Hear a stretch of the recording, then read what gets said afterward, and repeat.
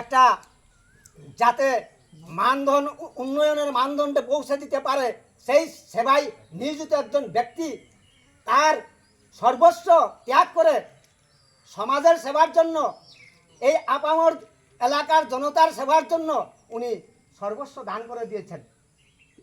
কত বড় মহৎ উদ্দেশ্যের জন্য উনি কাজে নামছেন।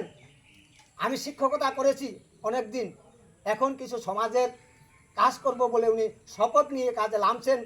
আমাদেরই ছেলে, এই পিপলাছড়া 42 নং বুথের মধ্যে উনি বিলং করেন।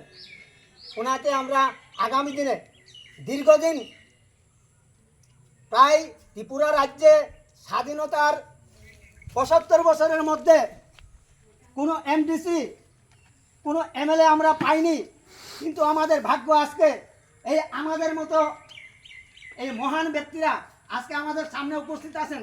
ওনাদের অশেষ কৃপায় আমরা আজকে আমাদের এই জায়গাতে এমডিসির যে অধিকারের এটা পেয়েছি, এটা অত্যন্ত গৌরবান্বিত একটা জিনিস। তাই আমি আপনাদেরকে বলতে চাই, বিনয় ভূষণ দাস জিন্দাবাদ, জিন্দাবাদ, জিন্দাবাদ, তো নরেন্দ্র মোদী জিন্দাবাদ, যশস্বী প্রধানমন্ত্রী নরেন্দ্র মোদী জিন্দাবাদ, প্রধানমন্ত্রী নরেন্দ্র মোদী জিন্দাবাদ, জেপি নাড্ডা জিন্দাবাদ, অমিত শাহ জিন্দাবাদ, অমিত শাহ জিন্দাবাদ, মানিক শাহ জিন্দাবাদ, বিপ্লব দেব জিন্দাবাদ।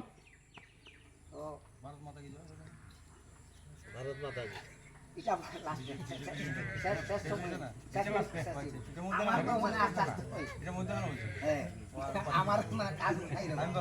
না না শেষ না। তো এদের প্রয়াস যেটা হলো, আমাদের যারা ভারতীয় জনতা পার্টি করে, কেন করে, যতজন ভারতীয় জনতা পার্টি করে এরা এলো একটা বিচারধারায় চলে, বিচারধারা ছাড়া চলে না। এবং এই সমাজকে ঘোরার লাগিয়া, সমাজকে সক্রিয়ভাবে ঘরে রাখার জন্য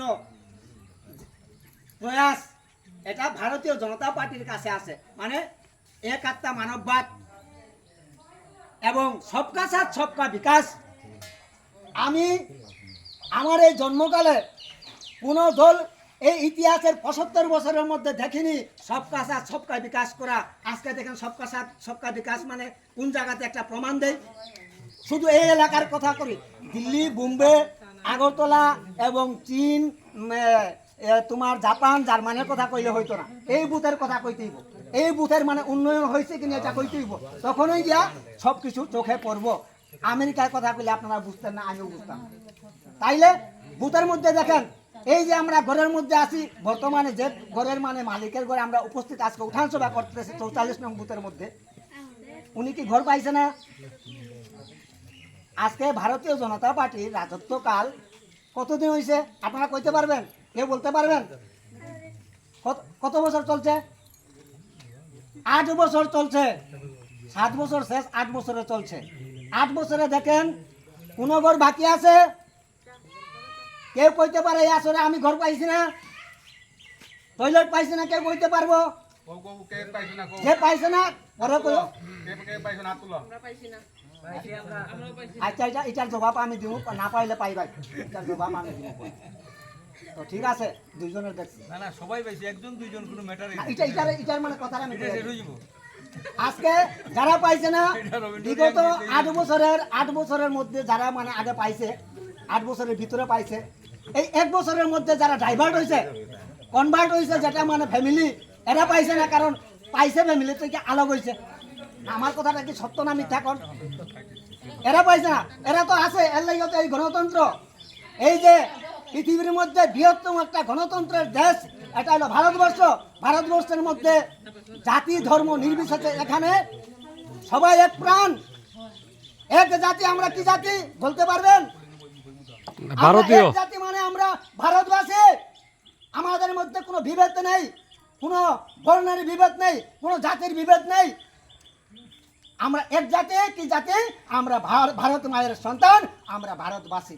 এটাই মনে রাখতে হবে। আমাদের মধ্যে কোনো বাঙালি নেই, আমাদের মধ্যে কোনো রিয়াং নেই, আমাদের মধ্যে কোনো মণিপুরি, বিষ্ণুপ্রিয়া মণিপুরি নেই, আমাদের মধ্যে কোনো মণিপুরি নেই, চাকমা নেই, লুসাই নেই। আমরা কি একটাই শব্দ, আমরা ভারতবাসী, আমরা ভারত মায়ের সন্তান।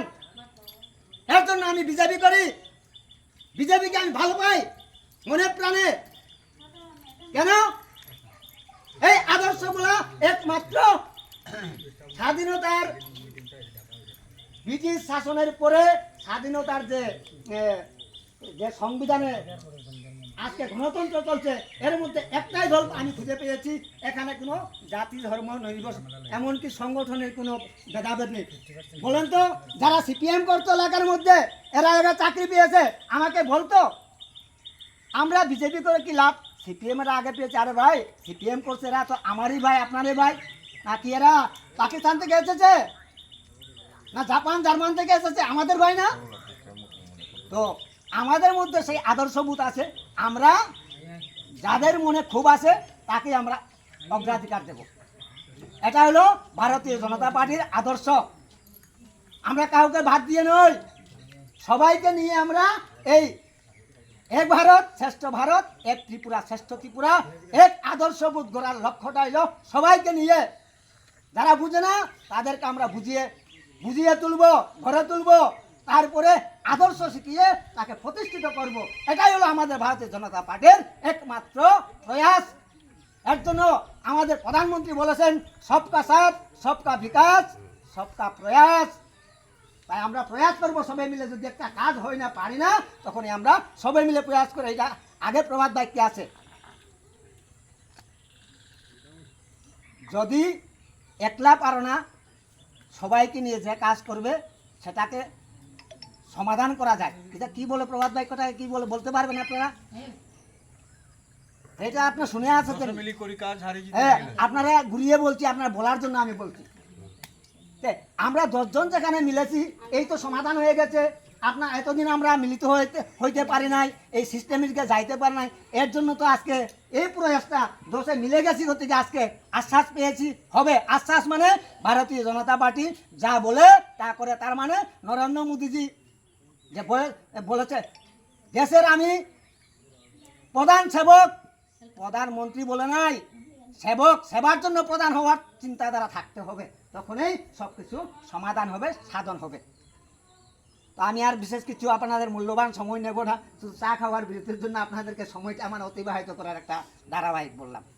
আর যদি আপনাদের মধ্যে চাওয়া পাওয়া থাকে, আপনারা নিশ্চিন্তে থাকেন, আপনাদের কাজ জারি রাখেন, আপনাদের সব কিছু সমাধান একটাই মাত্র করবেন। কান্ডারি আমাদের নরেন্দ্র দাস দামোদর মোদীজি আছে, তার আমরা প্রধান সেবকের সবাই আমরা সেবক না স্যার? তো আমি আর কিচ্ছু বলতে যাচ্ছি না।